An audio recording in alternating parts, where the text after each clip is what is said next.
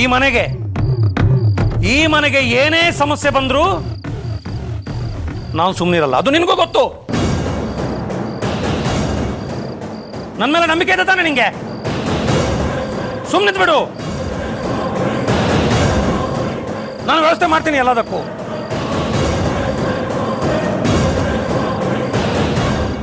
ಹೋಗಿ ಹೋಗಿ ಮಲ್ಕೊಳ್ಳಿ, ಹೋಗಿ ಹೋಗಿ.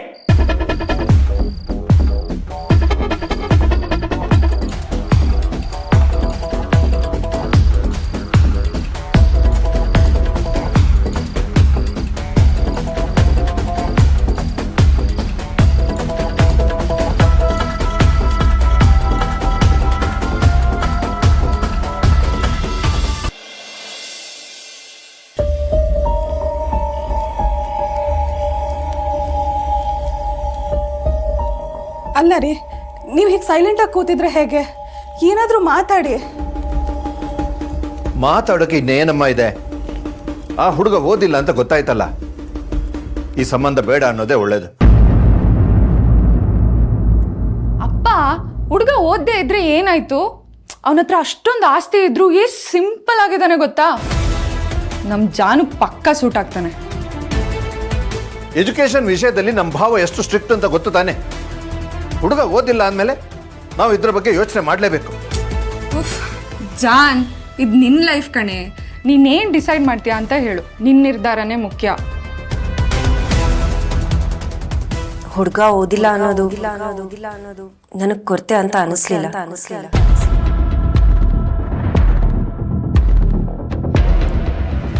ಹಾಗಂತ ನಾನು ಅವ್ರನ್ನ ಮದುವೆ ಆಗೋದಕ್ಕೂ ಆಗಲ್ಲ. ಹುಡುಗ ಒಳ್ಳೆಯವನು ಅನ್ನೋ ಮಾತ್ರಕ್ಕೆ ಅವನ ಮದುವೆ ಆಗಬೇಕು ಅಂತ ಏನಿಲ್ವಲ್ಲ. ನನ್ನ ಮದುವೆನೇ ಬೇಡ ಅಂದಾಗ ನೀವ್ಯಾರೂ ಡಿಸ್ಕಸ್ ಮಾಡಲಿಲ್ಲ. ಈಗ ಈ ಹುಡುಗ ಬೇಕಾ ಬೇಡವಾ ಅಂತ ಯಾಕೆ ಚರ್ಚೆ ಮಾಡ್ತಿದ್ದೀರಾ?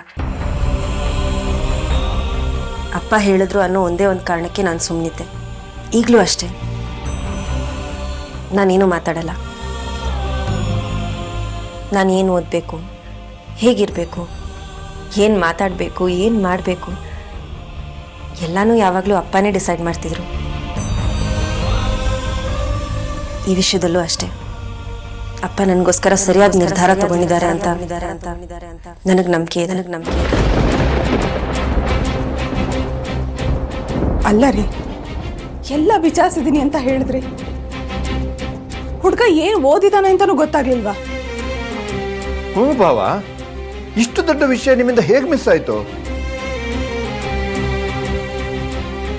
ಏನ್ರಿ, ಈ ಸಂಬಂಧ ಬೇಡ ಅಂತ ಹೇಳ್ಬಿಡ್ರಿ. ಅವಳೇನಾದ್ರೂ ಈ ಮದ್ವೆಗೆ ಒಪ್ಕೋತಾಳೆ ಅಂದ್ರೆ ಅದು ನಿಮ್ಮ ಮೇಲಿರೋ ಪ್ರೀತಿ, ಗೌರವ, ಭಯದಿಂದ, ಮನ್ಸಿಂದಲ್ಲ ರೀ.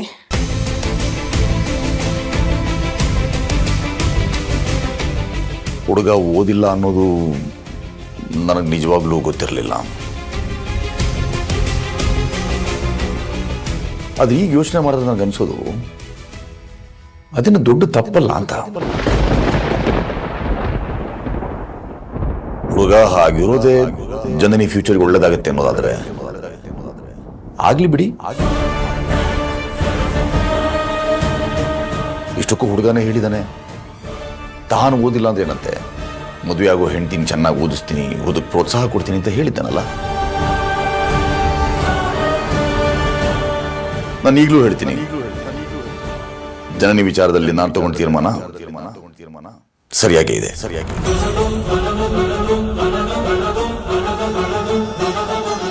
ಈ ಮದುವೆ ನಡೀಲಿ.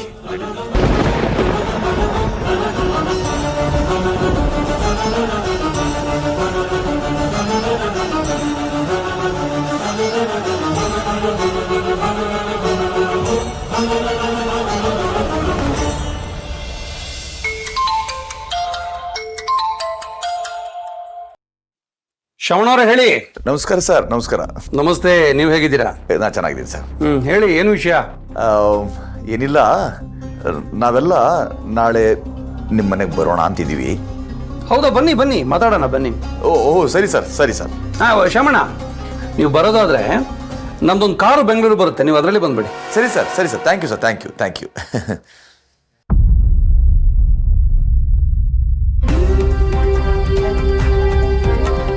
Sa re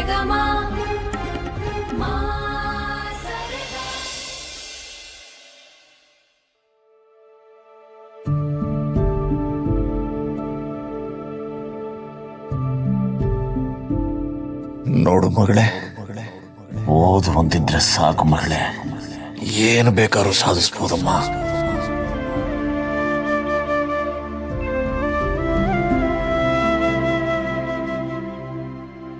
ಜನನಿ ಬರ್ತ್ಡೇ ಅಂತ ಗೊತ್ತಾದ ದಿವಸ ಇಡೀ ಪ್ರಪಂಚನೇ ಅದನ್ನು ಸೆಲೆಬ್ರೇಟ್ ಮಾಡಬೇಕು. ಹಾಗೆ ಬೆಳಿಬೇಕು ನನ್ನ ಮಗಳು.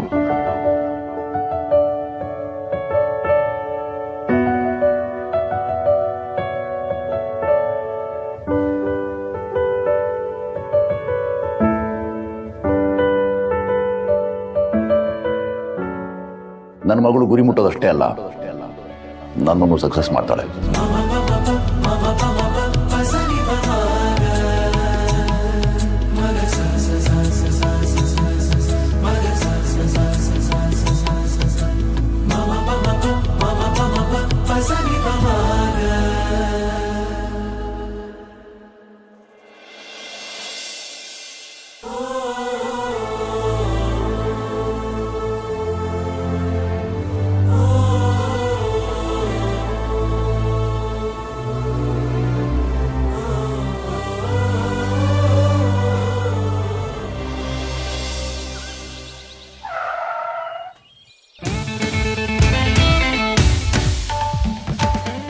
ನಮಸ್ಕಾರ. ಬರಬೇಕು. ನಮಸ್ಕಾರ. ನಮಸ್ತೆ ಅಮ್ಮ. ನಮಸ್ತೆ. ಬನ್ನಿ. ಇವನೇ ನನ್ನ ಕೊನೆಯ ತಮ್ಮ ಶಕ್ತಿ, ಮದುವೆ ಗಂಡು. ಇರ್ಲಪ್ಪ, ಇರ್ಲಿ.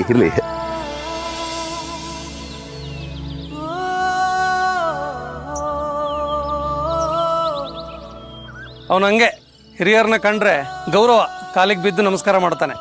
ಇದ್ಯಾರು ನಾವು ಹೇಳ್ಕೊಟ್ಟಿದ್ದಲ್ಲ, ಅದವನ ರಕ್ತದಲ್ಲೇ ಬಂದಿರೋದು. ಒಳ್ಳೆ ಸಂಸ್ಕಾರ. ಮತ್ತೆ ಪ್ರಯಾಣ ಎಲ್ಲ ಆರಾಮಲ್ಲ? ಚೆನ್ನಾಗಿತ್ತು. ಡ್ರೈವರ್ ಸರಿಯಾಗಿ ಕರ್ಕೊಂಬಂದಲ್ಲ? ನನ್ನ ಕರ್ಕೊಂಬಂದು ಯಾಕೆ ಕರೆಸಿದ್ರಿ ನೀವು? ನಾವು ಆರಾಮಾಗಿ ಬರ್ತಾ ಇದ್ವಪ್ಪ, ಕಾರ್ ಕಳ್ಸೋದ ಅಗತ್ಯ ಇರಲಿಲ್ಲ. ಅಯ್ಯೋ ಬಿಡಿ ಶಾಮಣ್ಣ ಅವರೇ, 16 ಕಾರ್ಗಳಿದೆ, ಕಳಿಸಿದ್ದು ಒಂದು ತಾನೆ. ನೀವಾಗೆ ಬಂದಿದ್ರೆ ಅಲ್ಲೆಲ್ಲ ಕೇಳ್ಕೊಂಡ್ ಬರ್ಬೇಕಿತ್ತು, ಮನೆಯಲ್ಲಿ ಅಂತ. ಇವಾಗ ಡೈರೆಕ್ಟ್ ಆಗಿ ಕರ್ಕೊಂಡ್ ಬಂದ ತಾನೆ. ಬನ್ನಿ. ಒಂದ್ ನಿಮಿಷ, ಒಳಗೆ ಹೋಗೋದಕ್ಕಿಂತ ಮುಂಚೆ ಕಾಲಿಗೆ ಸ್ವಲ್ಪ ನೀರು ಹಾಕೊಂಡು ಹೋಗ್ಬಿಡಿ. ಒಳ್ಳೆ ಕೆಲಸ ನಡಿಬೇಕಾದ್ರೆ ಯಾವ ಕೆಟ್ಟ ದೃಷ್ಟಿನೂ ಬೀಳಬಾರ್ದು ಅಂತ ಅಮ್ಮ ಹೇಳ್ತಾ ಇರ್ತಾರೆ. ಶಕ್ತಿ, ಇರ್ಲಪ್ಪ, ಇರ್ಲಿ.